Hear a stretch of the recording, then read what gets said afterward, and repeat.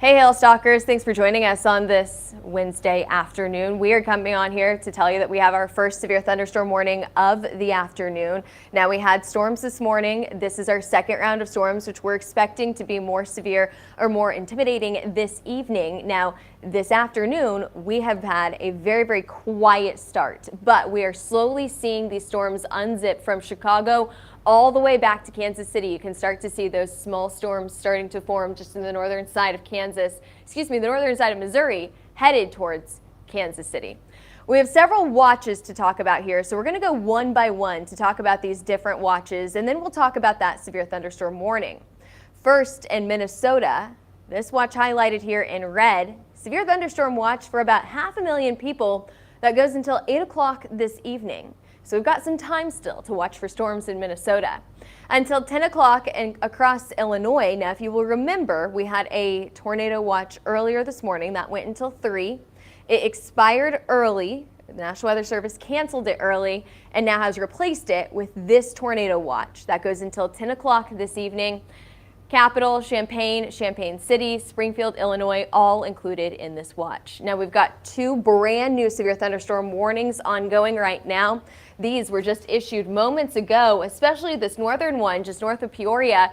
That's our newest severe thunderstorm warning. Warned for 1-inch size hail and 60-mile-per-hour wind gusts. Now, I'm wondering, with this being so cluttered in this area, how much we can actually intensify here. But I do think that the potential for several tornadoes with this cluster of storms is not out of the picture, okay? So make sure that you're not seeing this 1-inch and 60-mile-per-hour wind gusts and just writing it off as marginally severe, okay?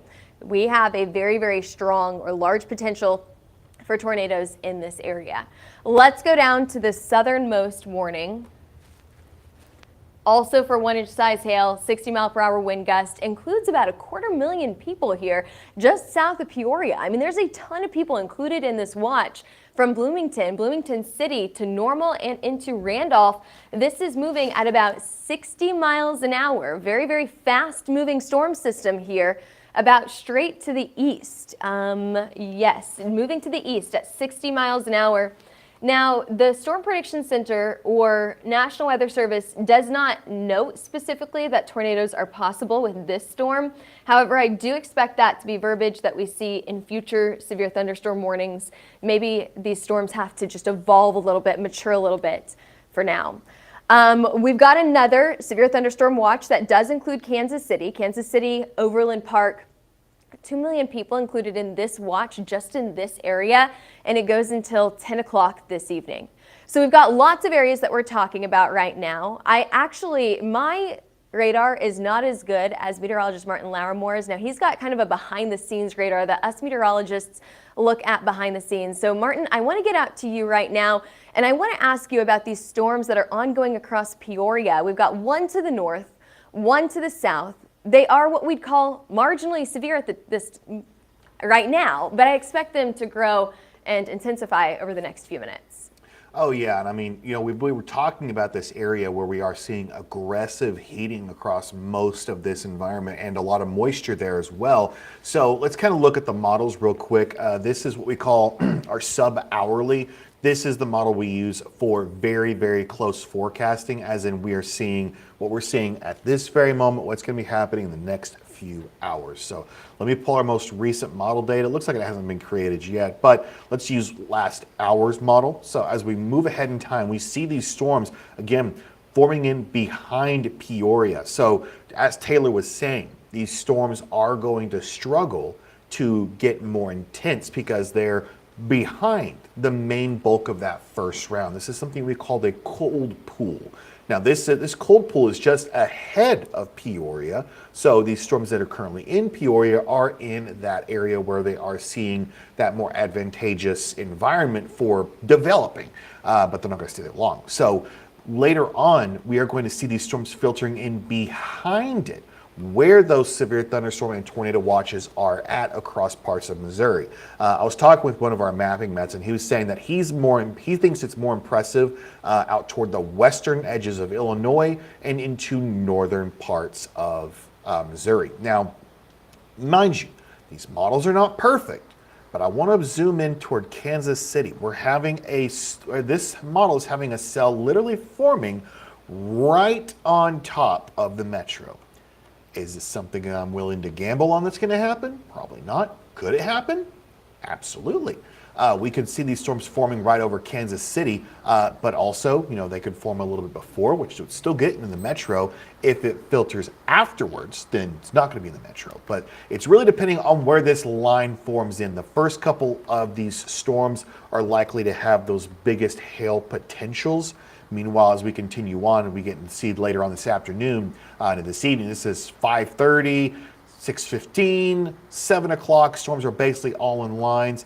Now, what I have noticed with some of the latest model runs is that these storms really struggle to conglomerate into these lines of storms. We move ahead into like 7:30, 7:45. They're still pretty individualized over towards St. Louis. We got them moving in towards Springfield, Joplin, even knocking on the border of Oklahoma.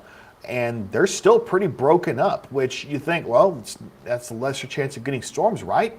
Technically, yes, but if the storms do remain individual, that's a better chance for hail and a better chance for supercell tornadoes. If these storms do filter into a line of storms and they stay kind of like this right here, you're looking more at a wind threat and an embedded tornado risk. So if you're wanting to see hail, seeing these storms breaking up and staying in little individual cells is what you want to see.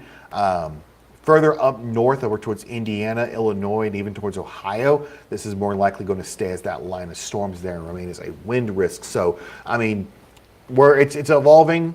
We're already kind of getting thrown curveballs already, Taylor, because that cold pool really stuck around for way longer than we were expecting it to across parts of Illinois, over in Champaign. It's dead center of the moderate risk for today, where they're expecting the possibility of tornadoes, and they're sitting at 59 degrees or something I put there right now? Yeah, it's very chilly in this area. Definitely not a day that you'd expect this is going to be a severe storm day. Now, Martin, before you go, I want to ask, can you pull up GR2 and we can take a look at these storms that are over Peoria right now, because I'd love to see, specifically the one just to the north of Peoria, I'd love to see that storm relative velocity. I want to see if we're seeing some sort of rotation in this, because again, I said earlier that even though it's 60-mile-per-hour wind gust, quarter-size hail, it doesn't seem that impressive, but the rotation is really what we're looking at today. So honestly, both of these, we should look at storm relative velocity. I want to see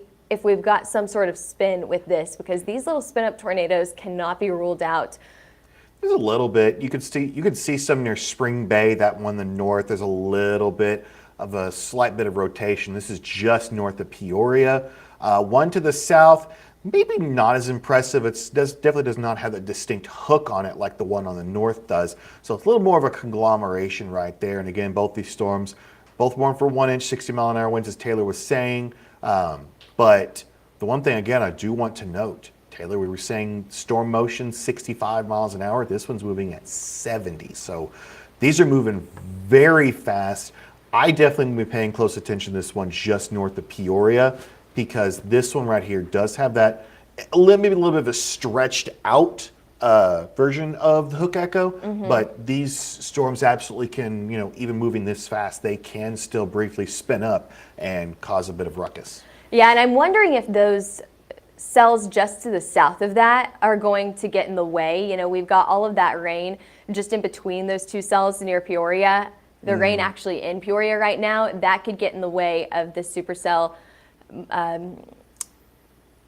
intensification. It's not going to organize as well if it has just storms around it. So what you're looking at right now on the big screen is that we've got a view outside of Peoria right now. This is coming from traffic cameras in the area. This is Sheridan Road. Everything that I've seen from traffic cameras so far has been very wet roadways, just a pretty decent, steady amount of rain. At times you can see pockets of heavy rain, other times just a light drizzle, and that's just what's been keeping us on the cooler side today, all of this cloud cover that you can see on the top of your screen.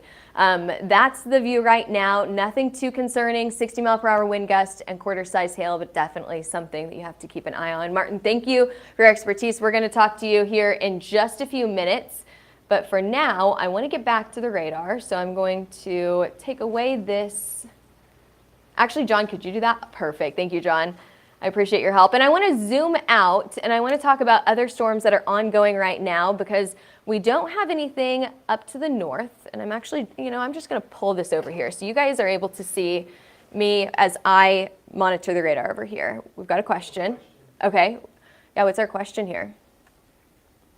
Hi, Taylor. How you doing? And how is it looking in Sullivan, Missouri? We're located on I-44 between Rolla. I think it's not Rolla, right? Is it Rolla?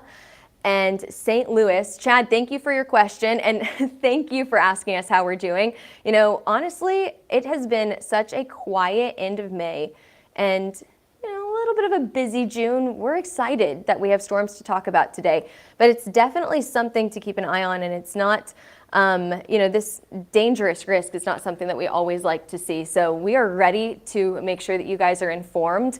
Okay, here's Sullivan. I zoomed down to the radar here. You're quiet right now, most likely because of your southern location. So southern in relative comparison of all these storms. Your storms are going to be much later on this evening, probably closer to after dinner time, probably closer to 8 or 9 o'clock. So right around dusk, that's the time that we gave for St. Louis.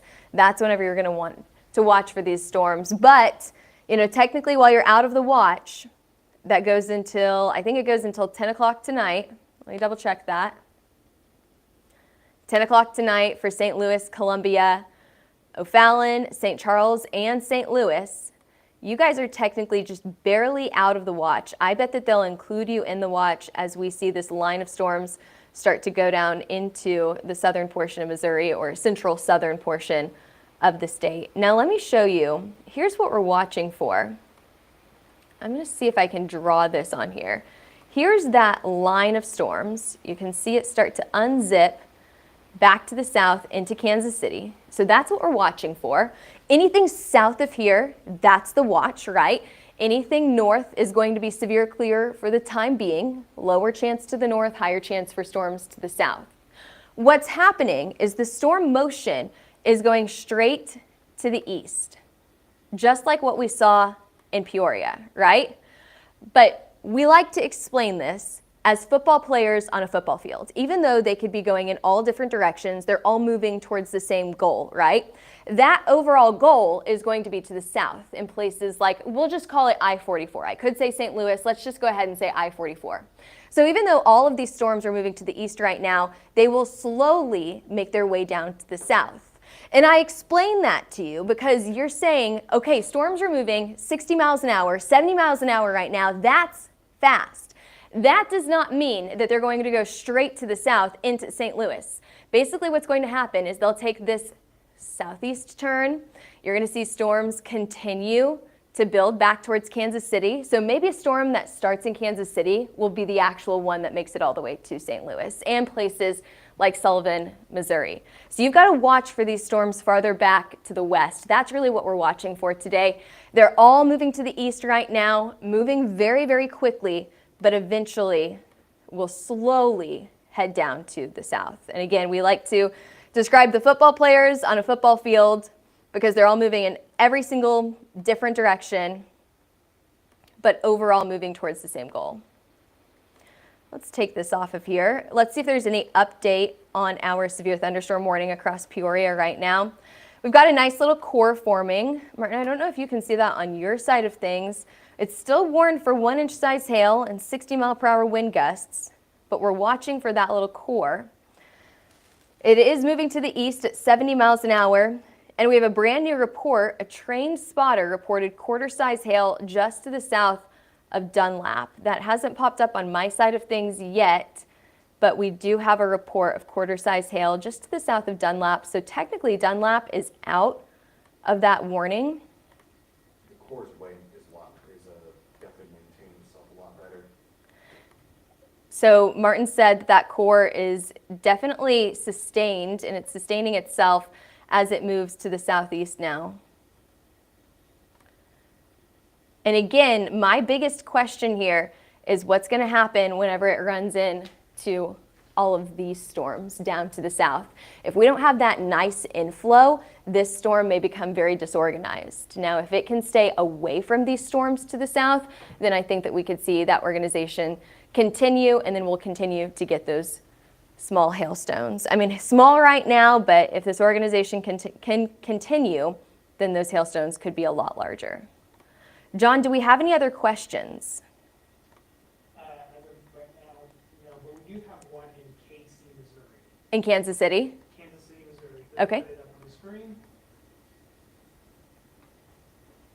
Is there any hail? Is there any hail in Kansas City? Not at the moment, but Martin showed earlier that we have one model that once storms, oops, okay, we're all over the place here. Come on, Kansas City. Okay.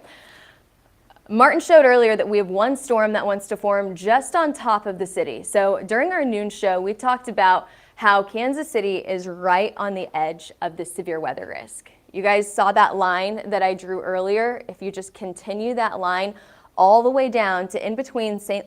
Joe and Kansas City, that's where we're expecting storms to form. If this forms a little bit to the south, it's right on top of the city. If it forms a little bit more to the south, Kansas City misses out.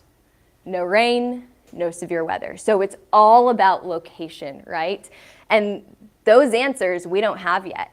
We can see storms forming, slowly unzipping. How intense are they whenever they come into the city? Do they come into the city? That's the big question, right? Currently, Kansas City does have a severe thunderstorm watch until 10 o'clock this evening.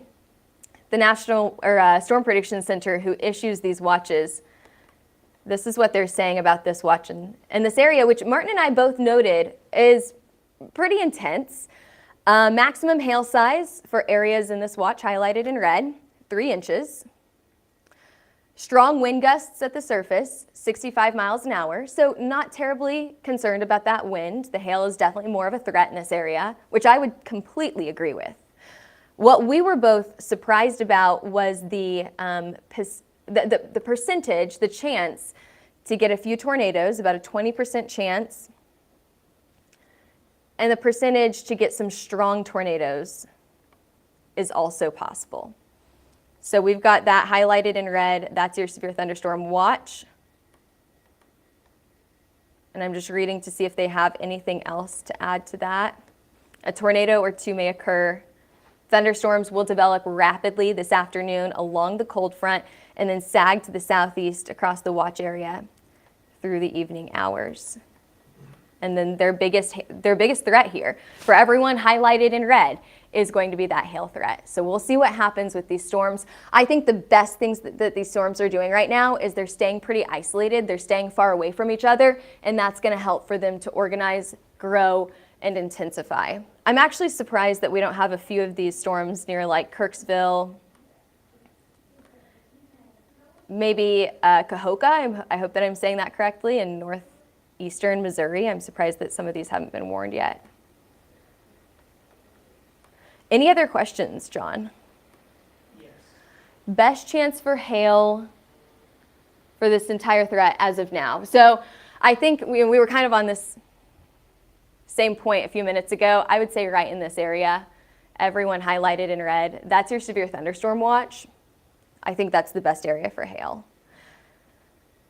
Now, these storms aren't too impressive right now, but I mean, we've got a lot of time. We've got 7 hours left with this watch. We've got a lot of time left with this system. Martin, I'm going to toss it back to you. Is there anything in particular you see? We're not going to stay on live for very long. We're going to hop on, we're going to hop off. We're going to make sure that you guys know what you need to know, and then we're going to hop off and we'll hop back on in a few hours. Before we go, Martin, is there anything that you see that's really important to talk about here?